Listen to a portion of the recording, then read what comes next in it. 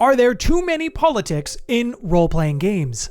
This was a question that's been born into my mind after reviewing a little bit of the role-playing game landscape, the TTRPG landscape, and because of some of the comments left on my Hunters review. I think politics in role-playing games is a good thing, provided there are a few ground rules in place. And speaking of ground rules, let's cover some right now before we get too far into the video. I am not here to talk about my own political beliefs, and I am not here to debate you on the merits or flaws of your particular political leanings. It's okay for people to disagree on things, so if we're talking about things in the comment section below, let's keep it civil. Now, when I say I think politics in role-playing games is a good thing, I'm speaking purely from a storytelling and world-building perspective. Believable settings and stories, they often mimic what we encounter in real life. They don't necessarily have to be the same thing, but oftentimes great fantasy mimics reality. Now, on my Hunters the Reckoning video, for those who are not familiar, it is a game, a setting that takes place in the World of Darkness. There are many games within the World of Darkness setting: werewolves, vampires, mages, mummies, wraiths, ghosts, and of course there are those that hunt them. What was interesting to me is that commenters on this video said that they played role-playing games to escape politics, and I get it. I totally understand where you're coming from when you say this. But the fact that it's said on a World of Darkness game is staggering to me, because every game in World of Darkness is, at its heart, a political game. At least that's what I would argue.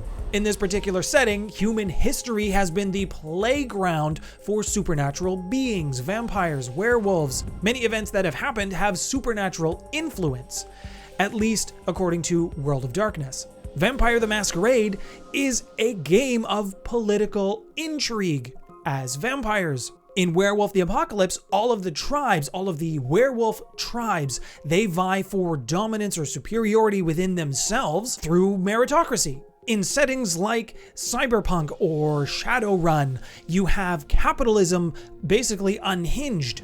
And part of what makes this so appealing is fighting the injustice, fighting the wrongs. That's the purpose of playing these games, to be the hero. Does that mean you have to be the hero?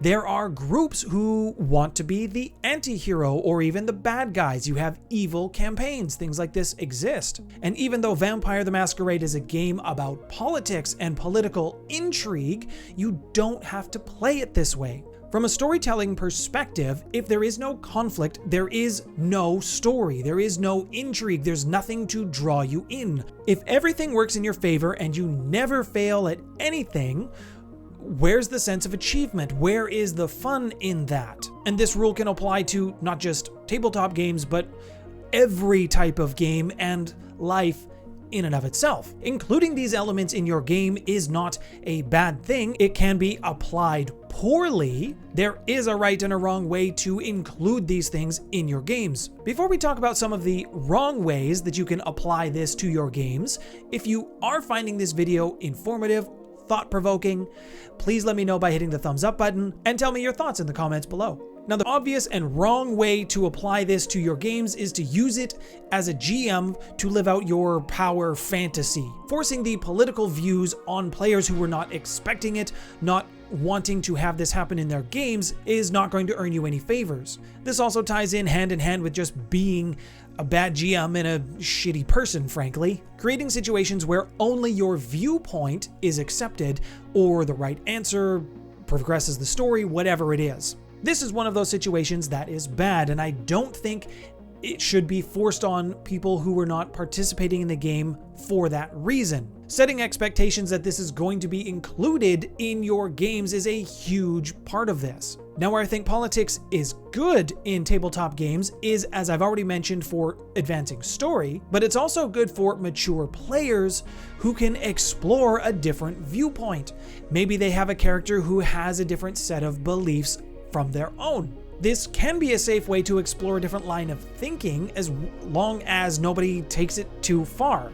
Nobody likes extremes on either end. In this instance, when it is used responsibly, greater character development can happen, and you as a person can grow because you explore a new idea. Another instance of what I think some people have called a political move within role-playing games I disagree is the instance of a card system or a player's checklist. Now, some people have called this addition to role-playing games political. I disagree. What I'm referring to is almost a player safety checklist.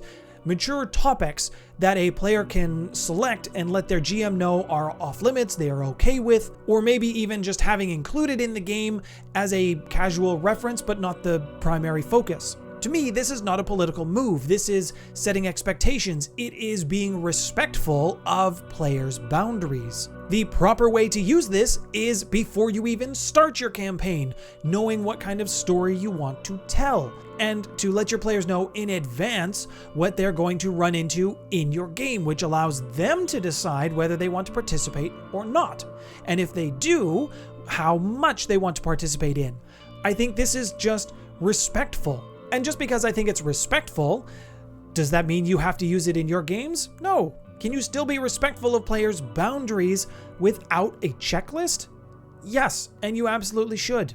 I did see some comments from people saying that because it was included in Hunters, the new version of Hunter the Reckoning, they were not going to be buying the game simply because that existed. Now, another thing that I find interesting is I think most RPGs are right-wing leaning. What I mean when I say that is you start in most cases as nothing. I mean, you can start at higher levels in your campaign. It's very rare that you'll run from level 1 to 20 in a D&D game, but for the most part, you start off as a lowly, humble adventurer, and as you progress, you build up and amass your wealth, your fortunes, your gear, your reputation, eventually becoming an extraordinary and powerful individual. I can't even think of examples of any type of role-playing game where you're more left-leaning.